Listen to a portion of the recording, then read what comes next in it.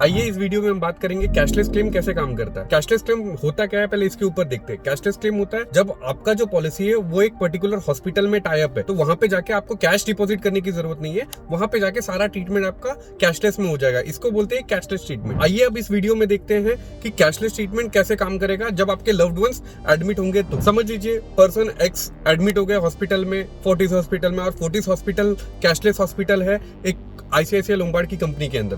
अब देखते हैं कैसे प्रोसेस होगा, कैसे काम करेगी कंपनीज, और कैशलेस क्लेम कैसे अप्रूव होता है। तो जैसे ही हम एडमिट होंगे, हमको एक टीपीए डेस्क जो रहता है वो हॉस्पिटल्स में बैठा हुआ रहता है, वो टीपीए डेस्क के बंदे के पास जाना है हमें, और वहां से हमको एक फॉर्म लेना है। वो केवाईसी एक फॉर्म रहता है छोटा सा, वो फॉर्म फिल करके देना है, अपना पॉलिसी कॉपी देना है और आप उनको सबमिट कर दिए। आपने जैसे ही वो सबमिट किया, वो सेम सारे डॉक्यूमेंट्स हॉस्पिटल से लेंगे, सारे टेस्ट, ब्लड टेस्ट, सारे hospitals bill, length of stay, जितना भी टाइम का सर्जरी हो रहा है उसका एक अप्रॉक्स अमाउंट, और उसके बाद वो भेजते हैं कंपनीज के पास में। अब कंपनीज के पास में उन्होंने भेजा, अब कंपनी उसको स्क्रूटिनी करती है कि ये बराबर है, इनका वेटिंग पीरियड सर्वाइव है कि नहीं, इन्होंने नॉन डिस्क्लोजर वाला कुछ एग्रीमेंट में डिस्क्लोज किया है कि नहीं, सब कुछ वो सारी चीजें देखेंगे, और उसके बाद वो लोग डिसाइड करते हैं क्लेम देना है कि नहीं देना। एक बार कंपनी सारा स्क्रूटिनी करने के बाद में देख लेती है, विद इन 2 और 3 आवर्स के अंदर में आपका क्लेम अप्रूव हो जाता है या डिनाई हो जाता है। अगर अप्रूव हो गया तो वेल एंड गुड है, डिनाई हो गया तो आप रीजन देखिए क्या क्या रीजन से डिनाई हुआ। एक जो सबसे कॉमन रीजन होता है क्लेम डिनाई का, वो होता है फर्स्ट कंसल्टेशन पेपर, जो भी प्री एग्जिस्टिंग डिजीज है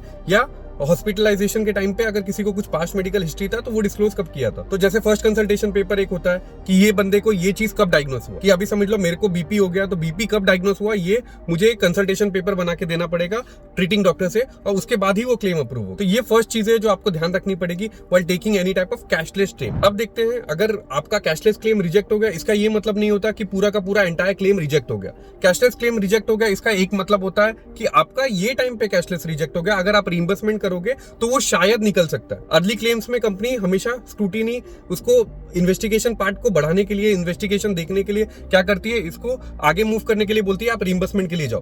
दैट इज फेयर प्रोसेस। अगर आप 2-3 महीने, 4 महीने या 6 महीने, 1 साल के अंदर पॉलिसी ले रहे हो और उसके बाद 1 साल के अंदर ही आपने क्लेम किया, तो कंपनी आपको इन्वेस्टिगेशन लगाएगी, क्योंकि अर्ली क्लेम आता है। तो अर्ली क्लेम में क्या होता है, अर्ली क्लेम में कंपनी आपको पूछेगी, अरे भाई आपने अब भी पॉलिसी लिया तो आप मुझे पहले जस्टिफिकेशन दो, इन्वेस्टिगेट करूंगी, उसके बाद ही आपको क्लेम पास करूंगी। तो आप रीइंबर्समेंट में जाइए, सारे डॉक्यूमेंटेशन सबमिट करिए, और विद इन 15 to 35 डेज के अंदर में आपके अकाउंट में आपका पैसा कंप्लीट होके, अगर क्लेम जेन्युइन है तो आपका क्लेम अप्रूव होकर आपके अकाउंट में आपके पैसे आ जाएंगे। तो ये होता है कैशलेस क्लेम। तो नेक्स्ट वीडियो में मैं आपको बताऊंगा रीइंबर्समेंट क्लेम के बारे में, तो सब्सक्राइब कीजिए मेरे इस चैनल को।